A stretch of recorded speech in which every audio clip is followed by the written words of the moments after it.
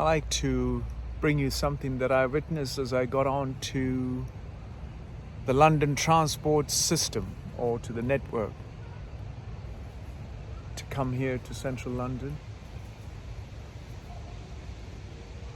As I enter the turnstiles, the gates at the station, there was two young, well-dressed, well-spoken, two young ladies challenging a somewhat crippled by alcohol on this Sunday. A young, middle-aged man who was arguing, stuttering, and pretending to not speak English. The young lady took her ID and showed that I work for authorities, that why did you tailgate me? Why did you sneak behind the ticket barrier without a ticket? So she politely asked him, you either step out and buy a ticket or you'll be arrested. It is very interesting. The very young chap start finding ways and excuses not to know English or to be able to speak English. What's more important is that somehow with the assistance and the help of the station staff, the individual was asked to politely leave the station, or unless he buys a ticket to travel to wherever he was going. He would then go out of the ticket barrier. From the other side of the ticket barrier, he would rant at this young lady to arrest him in English, in perfect English that one was able to speak, yet refused and denied that he did not speak English. And then further cursing and challenging this young lady and slating and slanting in absolute filth on a Sunday afternoon with an individual under the influence of alcohol and other substances. Instead of accepting the fact that you've invested and wasted all of your hard-earned money working Monday to Friday on casual hard labor, got drunk, completely out of character, trying to sneak through the ticket barrier instead of paying a nominal fee to wherever the individual was going, challenging an honest, off-duty person with somewhat conscious authority to keep order and respect the fare-paying commuters traveling on the public transport. And this individual should not be in any way punished, but should require some extra assistance and support. One, to withdraw from alcohol and other substances that messes up his life and the society's life. And on the other hand, have some respect. At least if you've been caught red-handed, if you've been caught right there trying to sneak with an officer or somebody who's in authority right behind their back, tailgating, so to speak, through the ticket barrier, at least have the honor and dignity for yourself to get out and say at least sorry and not have an argument or a cross-firing of filth. Not cross-firing in the sense that the young lady was polite enough to not respond to any of that filth that was ranted at in the face, But that individual should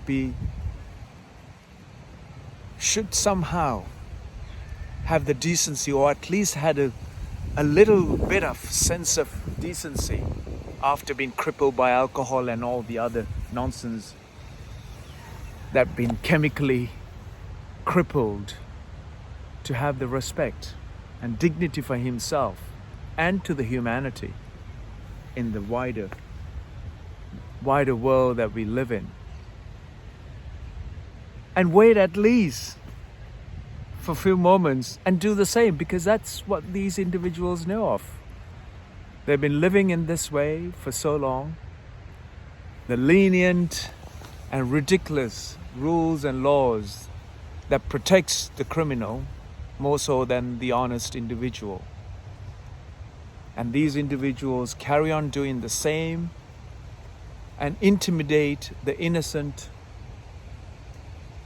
passerby or innocent human beings, and ridicule and minuscule and demean the honesty of so-called decent human beings, and disregarding and disrespecting the common rule of law that is laid down for us to all be part of and respect and regard and get on with our lives. It is this that is destroying the very fabric of our values as human beings and making us worse than animals on this earth. It is this behavior that is being promoted more pretty much everywhere you go.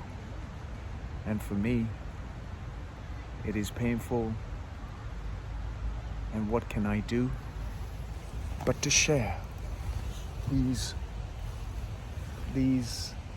events? You could either stay at home and get yourself twisted and upset about.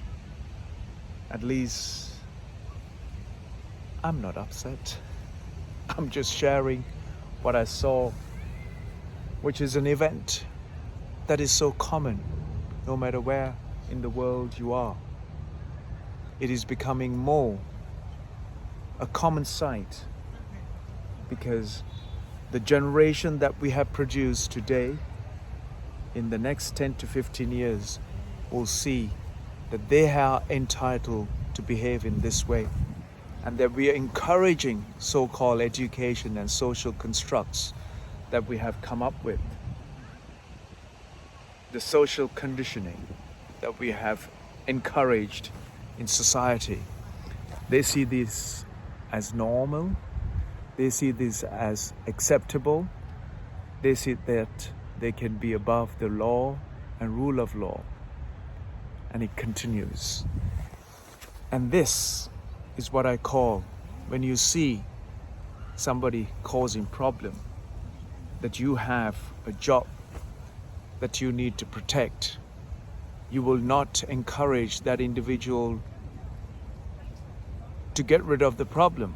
One, the overconsumption of alcohol. Second, an aberrant and disdain behavior, because that's what society promotes, and it keeps everyone entitled for a job and can make money. And that's, for me, is the most ludicrous and the most terrible thing that one can do. And having said all of that, there's a cup of coffee, there's a bottle of alcohol just under that tree. Let me show you. And these two individuals and that poor squirrel. There's a bottle. Champagne, bubbles that they got drunk with. And when I call it, and it is littered under these trees, with cigarette packet and beer cans over there.